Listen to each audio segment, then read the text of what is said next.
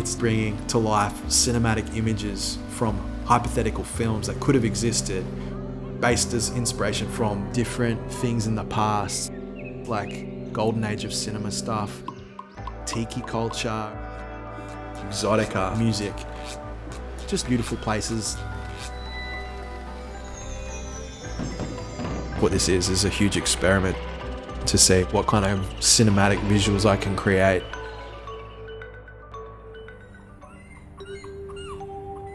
My name's Ryan Simpson. I grew up in Sydney, Australia. It's kind of like a fish out of water story in a way, I guess. There's a kind of culture here that's more outdoors and like a surf culture.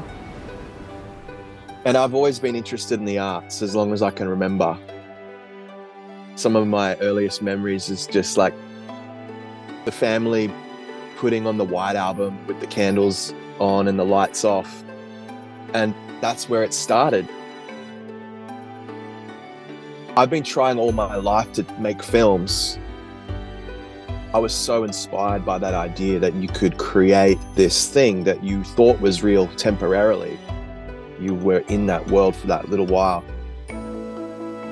I was in bed one night just kind of thinking at this AI stuff was kind of just, I was imagining, what can you do? And then I was like, why don't I just try to create images of the Exotica world in a cinematic way? In the 1950s, a lot of the Exotica genre was just background music or instrumental concept albums. When I listened to Exotica, it was the first time I could listen to music and it didn't ask too much of you. It lends itself to escapism. It's just a mood or a world for you to exist in. Like, I can go there. And the joy for me is to create an image that marries to that music.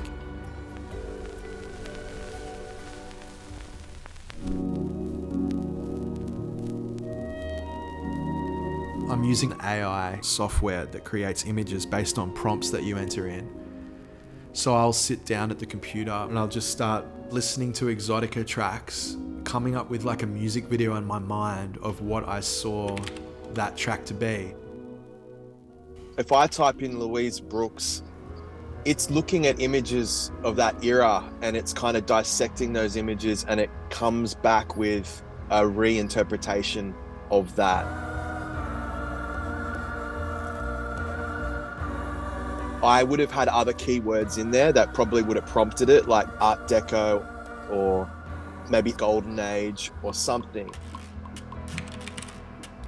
I'm going to give as many descriptive words as I can, and then I can leave a certain amount up to chance. You have to do that anyway, because you get a result back and you look at it, it gives you 4 options. If you like one of the 4 it shows you, you can choose that image and upscale it and create like a more highly detailed version of that image.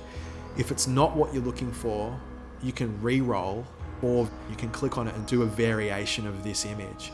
Then it will give you 4 variations based on that image that are very close. These say goodbye. These 2, I'm like, I love the background in this, but I love like the foreground in this. You're constantly kind of nudging it closer towards an image that is probably the best kind of image you can get out of it. So I'm never too precious about where I start. I might have a specific idea about what I want to see in the shot, like, exotic birds in a tropical waterfall situation, and then maybe have some romantic lighting and things like that.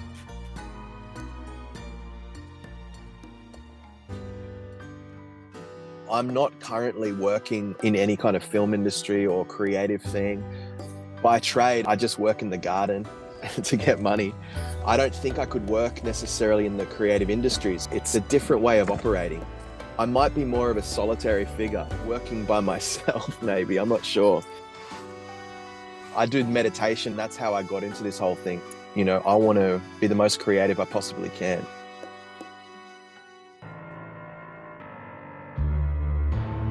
Project Sacred Bloom, this was a really fun little world because I was like, a person goes away and they're kind of ignorant, and they go to this tropical island in their ignorance, and then they have some kind of crazy psychedelic experience and it changes them, and then nothing's the same again.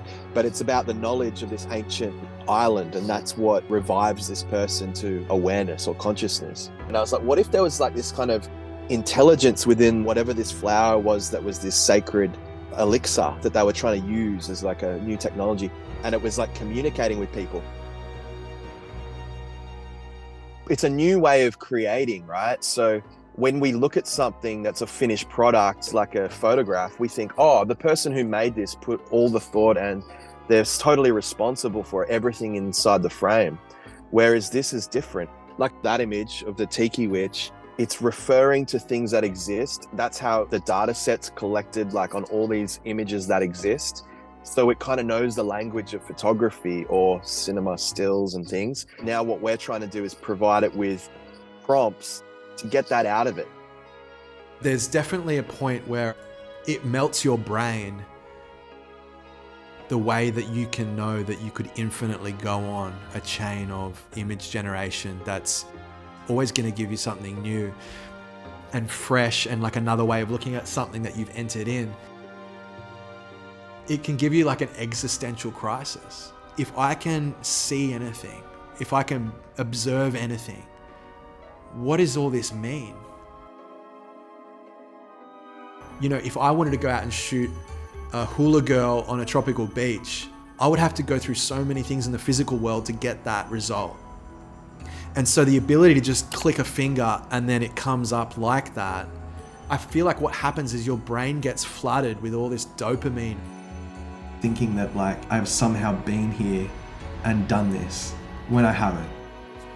When you get that button pressed so many times, you start feeling like what we are trying to achieve in the world is kind of meaningless, because you get a shortcut experience of it like, yep, I've done that, done that. I can go there, yep, I've experienced that. I kind of think of it as time travel. It's really about like tapping into these things that maybe people don't know about. You know, they're not maybe familiar with all these past times and the cultures of those times, the music and the visuals, things that may have been lost. Back in those eras, everything seems more holistic in a way. Everyone dresses in a certain way. There's the fashion of the times, the architecture is a certain way. It's less like mishmash of all things at once. And I don't like that about the times we live in. Like if I take a photo now of something here, of Sydney Harbour, there'll be so many things within the frame that I would want to remove to make that a great photo. Say I take a shot of the bridge, I'm taking a shot of the bridge that always looked that way. I don't know exactly what this is yet, but there have been things on the news about they're saying, look, let's slow down the development of this thing. It's going to get out of the control. We need to be careful with this thing. When I first heard that, I'm like, oh, that's just publicity. But you spend some time on this AI stuff and you kind of go, wait a minute. It feels like it's almost too fast.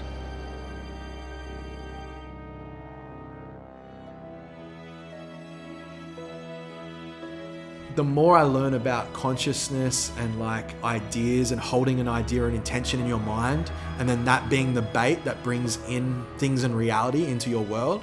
Like if affirmations work or visualizations work or goal setting works, if I have an image that I can refer to that looks exactly like what I want in my life, I can then use this to create that in my life. That's a way more powerful tool. And it's not just about making images for films I want to see. It's like, this can have massive implications on like life.